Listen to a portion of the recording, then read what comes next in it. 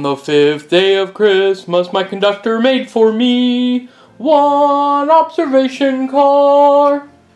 Howdy y'all, and welcome back. Today we are building the observation car, and to help me explain that, please welcome my 1930s Lionel. Well, two pieces of it, two very dusty pieces of it, and normal beginning guff. If you want to see the builds for these, I will put a link in the description, which will have everything built, and everything built will have all of the videos from this mini-series, I guess you could call it. And on Christmas Day, come back, because it'll be the final showcase of the train running around the tree and all that good stuff. Also, I'll put a link in the description to my Instagram account, which will have HD pictures of all of these as the videos come out. This is my 1930s Lionel. I brought these in to help me demonstrate the difference between what we built yesterday and what we're building today. Now, this is a passenger car, also known as a Pullman. This is an observation car. They look similar, right? Wrong. Well, they do look similar, but turn them around, and boy, I really need to clean this one. Oh, the dust bunnies. If you notice a difference here, then you're not an idiot. This is the observation car. Essentially, it has a little deck on the back. And it's also slightly shorter, at least cab length, than the full-size car. And if you don't believe me, they say right on them. So I just wanted to clarify what the difference was. Now, the problem is, I don't quite know what I'm doing. I don't quite know what I'm doing at any given point or time. Because of how I've built this, I'm not really sure how much shorter I can make this, because I already made this shorter than the overall base. But I think I can bring it in a little. Then again, maybe I can't. I'm not really sure. The most I could bring it in would be to there. So I may end up just having this the same size, but having the little deck on the back. So, I don't know. You'll know here pretty soon, because this video won't be that long.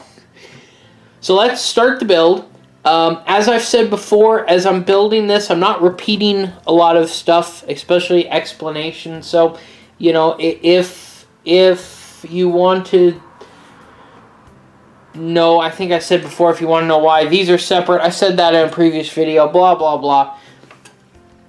We're going to start with the base. The base will be primarily the same as this, but it will only have one set of ladders. It's not going to have two. Other than that, though, the base build will be almost identical to this. So, let's start.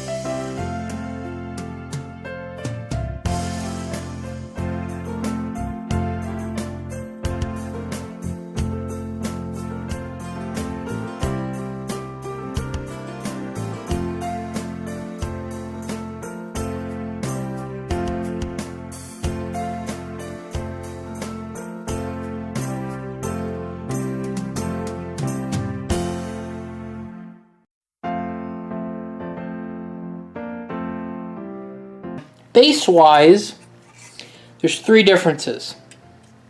Only one set of stairs, no hook in the back, which is going to be pretty obvious.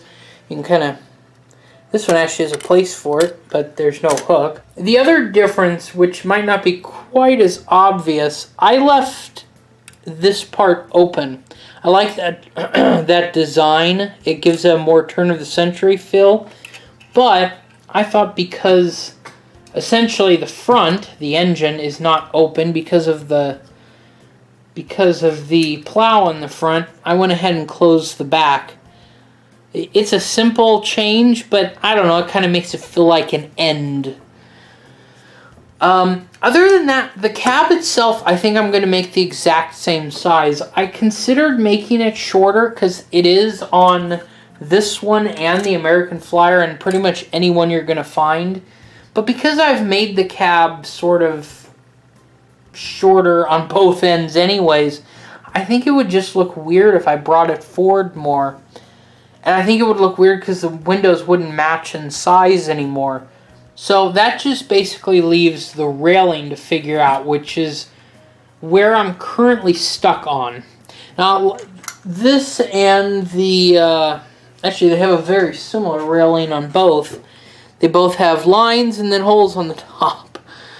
But the basic idea is that this is just a perforated piece of brass that comes around the side. The problem is I can't find any brass like that. So my thought at this point is to get some perforated metal. I probably still have some left from the kerosene powered fan I built a while back. That's on the channel if you want to go watch that somewhere. If I remember, maybe I'll put a link in the description, but I probably won't, because by the time I upload this, it's Christmas week. It's just going to be chaos. I'm going to try and remember everything I can, but no guarantees, because these are going to be edited really far away from me actually uploading them. So I may forget stuff like that. I'll try, but, you know. But my thought is that I take some of that perforated metal, bend it into the correct shape, which I'll have to have the cab built to sort of measure everything out. I'll put slits, you know, just like I have in the rest of the metal, and that's what'll hold it in place. And along the top, I'll sort of just either solder or JB weld on this piece of metal. The problem with that is that there's a color difference. So I have a few options. One, I can leave it as aluminum, which wouldn't match anything. 2, I could paint it either navy blue or brilliant blue to match the rest of the train, but I think it would still look very bizarre. Or 3, I paint the whole thing, including this, the metal that'll be bent around the top, either gold or brass spray paint. Now, I've currently got a piece of this sitting outside drying to see what it looks like, to see how well it matches. If it matches well, hopefully we won't have a problem, but we'll kind of find that out later. So for now, I'm going to build the cab, because that's where we have to go next.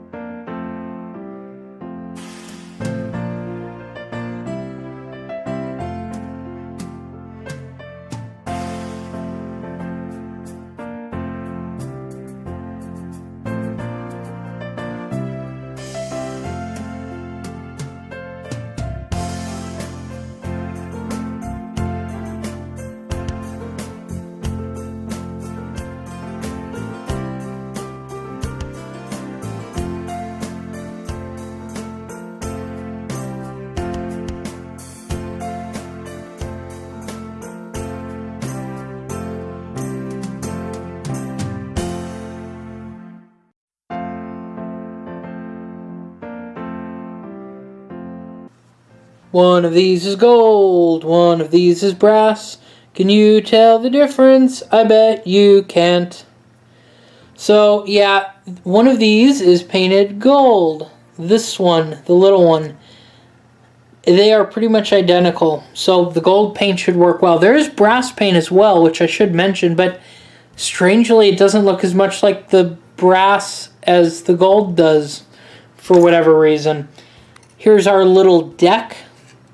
I was right, I had some of this aluminum left. I don't necessarily love aluminum all that much for this particular project, but it's only on one thing, so I'm not too worried. I only put 2 tabs in it, but the brass along the top really strengthens this. There's not any bend or weakness to it. So I also, you may have noticed, use JB Weld on the inside of this instead of soldering it. Now, I just figured that would give me a bit better of a hold than the soldering. And the fact that I have completely ran out of all solder has absolutely nothing to do with it, I promise. So now the next part is cutting the windows, but you won't see that. I did do one of the windows for this one, but I'm at a point to where I have about a terabyte of, ooh, camera, shiny. I have about a terabyte of files from this on my computer. So I either lower the quality of the video, which I don't want to do because it's low enough as it is, or I skip the windows entirely. I did one with that. It's just me cutting it out. Nothing else. I think it's the best way. So I'm going to cut those out, build the roof, which you will see, and at that point I'll probably be ready for painting and building the inside windows and putting them together. Honestly, the next time I talk to you, this will be done. So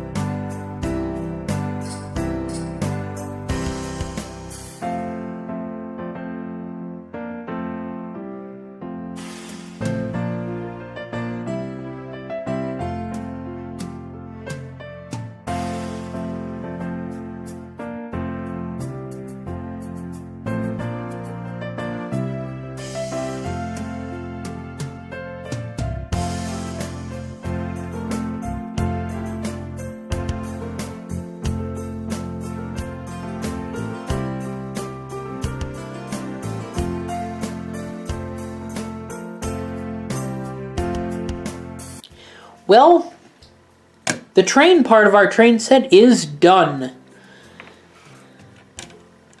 There is our observation car, fingerprints and all. I will have to clean all of these up. So many fingerprints, but that's okay. They're just fingerprints. So many of them. I'm really happy with how this turned out. I love that I ended the deck like that. I think that really works out well.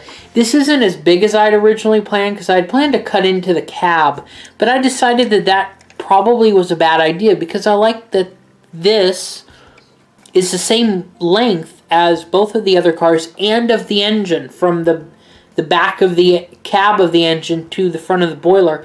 This is the same length. So this is the same length as the engine. This is the same length as the bottom end of the engine. It's the same width. It's the exact same height. In fact, the roof's pretty much just the exact same, except it's shorter. I like that all of the numbers sort of come together. I really like that because a lot of trains don't. A lot of trains, the engine looks too big or it looks too small. Or I really tried hard to get everything the exact right size, and I think this was the best way to finish it off, not making it any bigger.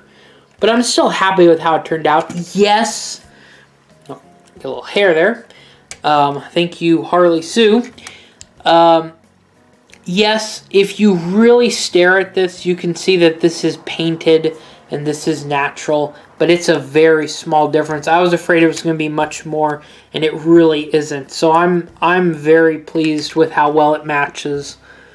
Tomorrow will be the station. It's going to be a simple station, American Western style. It's not going to be like a grand European station. It's basically going to be a covered platform with maybe a bench and a ticket booth. That's the plan as of this point. It's not going to match. I wouldn't do that kind of cop-out of making it the same color as the train set, because no station is the same color as the train. That would just look weird. So come back tomorrow and check that out. Next day will be the controller, and don't forget Christmas, probably later in the day, will be the final showcase. And the reason I say that is because I imagine, it usually takes me about 3 hours to upload a video. I imagine Christmas Day, it's probably going to take much longer. So it might not be until later in the day that it finally gets uploaded. And don't forget to check out Instagram too. That's it for this time. See you tomorrow, and happy trails!